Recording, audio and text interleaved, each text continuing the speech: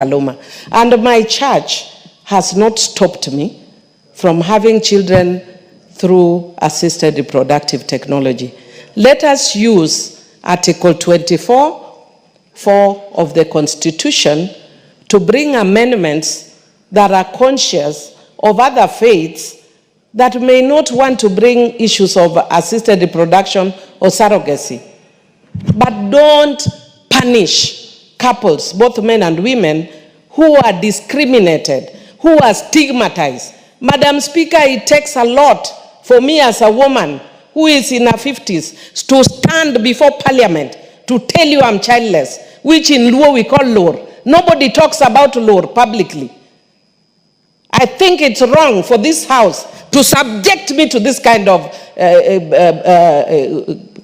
Madam Speaker, this is not right. And I am in the House business. No, I've been in this House, I know when filibustering is being done.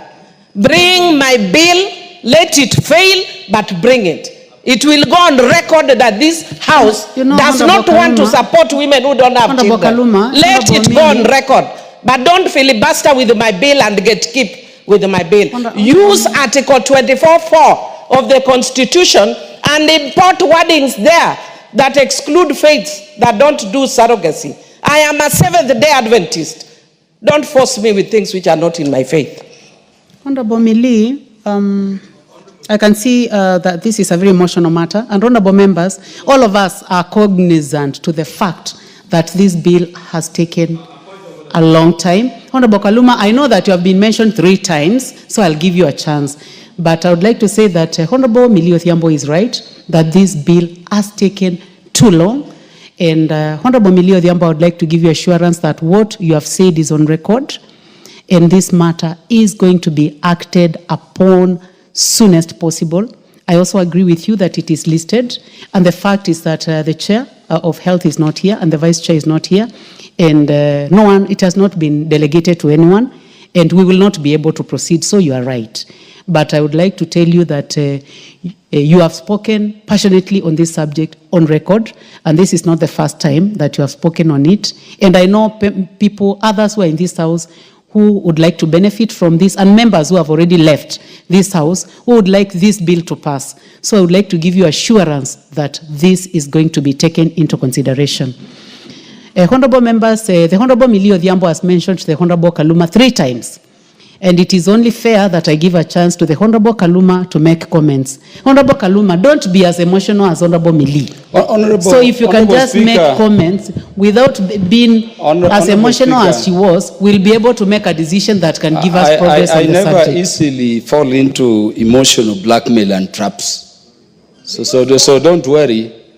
Don't worry. Honorable Millie, I hope you're not directing your messages at me. Yeah, but you have children, it's a fact. Yeah, but nobody stops you from getting children even by now. God has stopped me from getting Honorable Speaker, Honorable Kaluma, please do not exchange with the Honorable Millie. I thank you. I've just given you an opportunity so that you can make your comments on it, because I know that you also have interest in this subject. But don't allow me to be blackmailed emotionally. Yeah, let me address the issue, Honorable Speaker. Honorable Speaker, thank you for giving me this opportunity, because it has been mentioned that there were deliberate efforts to delay this bill, particularly at winnowing, which you remember, Honorable Speaker, as a member of the House, I'm the one who requested for. And Honorable Speaker, I don't know whether it was you who was presiding by that time, but I know it was not the substantive Speaker. Honorable Speaker, I was personally concerned at what happens in terms of our procedures in Parliament when a matter goes for winnowing.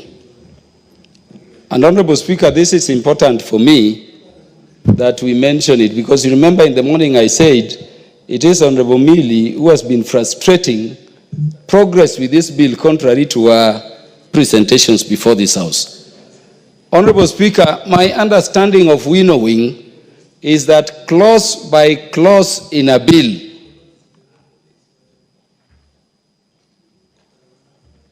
when you go for winnowing under the standing orders, Honorable Speaker, the members proposing amendments clause by clause on a bill state what their positions are and seek to agree. And that is why it is called harmonization. Honorable Speaker, that is not what happened before this committee. And I'm saying this so that proper directions and perspective can be made.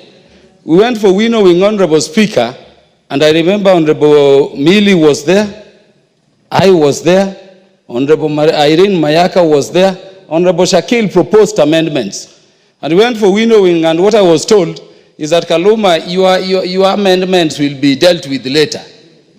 I protested, but they insisted, so it was not winnowing.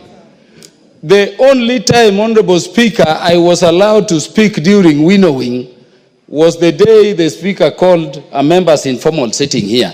And Honorable Millie delayed coming for that meeting by over 1 hour. So that when Honorable Millie came, we had sat there waiting for her for a whole hour. When she came, we were rushing also to this house for the Kamkunji. But in that less than 1 hour we sat, Honorable Millie will confirm to you that we covered up to clause 13. And we were able to persuade one another. And I hope that will not be denied. And we left the committee, Honorable Speaker, saying that the following Tuesday we were to meet. When I came to this house that very afternoon, I approached the Speaker there, and that is when I was told that very afternoon that by the following day, I was to accompany the Legislative Caucus, which we all know, on a trip to South Africa to deal with issues of the House, including the amendments you've seen being proposed. The first person, Honorable Speaker, I informed of the idea that I would not be available on the meeting we are the ones who had enforced, was Honorable Millie sitting there when I left the Speaker. And I said, you know what, I'm told I'm traveling out of the country tomorrow. Let us agree on a day we can come and finish. And we were moving towards finish. Honorable CNN was there. When I came, Honorable Speaker, Honorable Millie went to the committee on Tuesday. I also informed the committee clerk and the chair of the committee. Honorable Millie went to the committee, having been informed by me of that intervention, and Honorable Millie insisted that the matter had to be proceeded with anyway. I came back, Honorable Speaker, and I took the matter stride. I said we would proceed before the House. And Honorable Speaker, I agreed to proceed. This is critical because my reputation is being attacked on something I'm approaching in good faith. I came to this House. When a matter goes for harmonization under the standing orders, there should be a report from the committee. And the committee reneged on everything we had agreed on up to clause 13. I didn't mind. I said, let us proceed. When we began, Honorable Speaker, you were in this House. The other members of the panel and the people representing the Speaker were here. We proceeded very well. Why should we be in a situation where, despite proceeding, we are being now blackmailed? Honorable Speaker, let me say this. Wind up now. Let me say this as I wind up. When we enact laws in this House, we enact them for the country. Millie is my niece. I've said that times without number. But Honorable Speaker, I will not allow a wrong thing to pass because of emotional blackmail. Let me say that there is nothing stopping anybody from going for surrogacy if they want. Honorable Shakil got children here that way. So let us avoid a situation. No, Honorable Speaker, do not go personal let us on this avoid a situation where people bring bills here and then they emotionally blackmail members to just pass them. I'm saying, Honorable Speaker, that give us directions. I've been in the House since morning to transact this bill. I've even missed a trip I was to go to Paris and Madrid because this bill is on the order paper.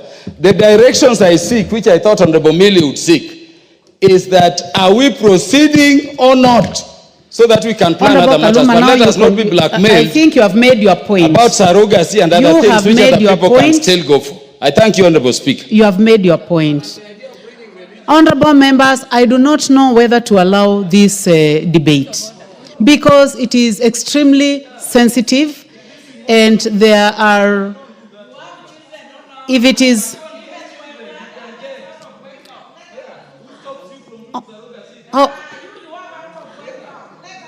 order, Honorable Millie and Honorable Kaluma. Honorable Kaluma, order, Honorable Kaluma. Honorable Kaluma, I'll focus on you, I'll not focus on Millie. Honorable Kaluma, assist us to stop this, please. Honorable members, I will not allow any further comment on this. And this is, honorable members, the Honorable Millie Odhiambo, the Honorable, order Millie, order Honorable Millie, order Millie, order Millie, order Honorable Millie Odhiambo.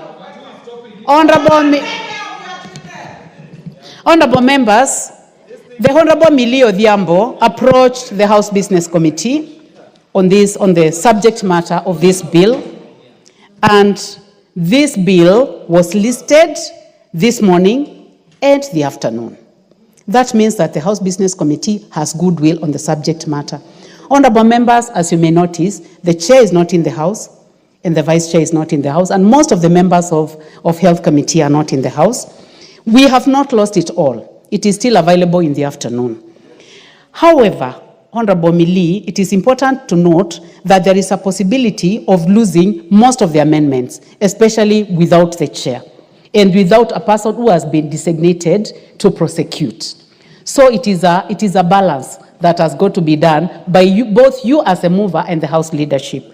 So, honorable members, I would like to just say that this bill is still listed in the afternoon and end it at that point. Thank you, honorable members. Next order. Order number 14, the Equalization Fund Administration Bill, Senate Bill number 14 of 2023, second reading. Okay.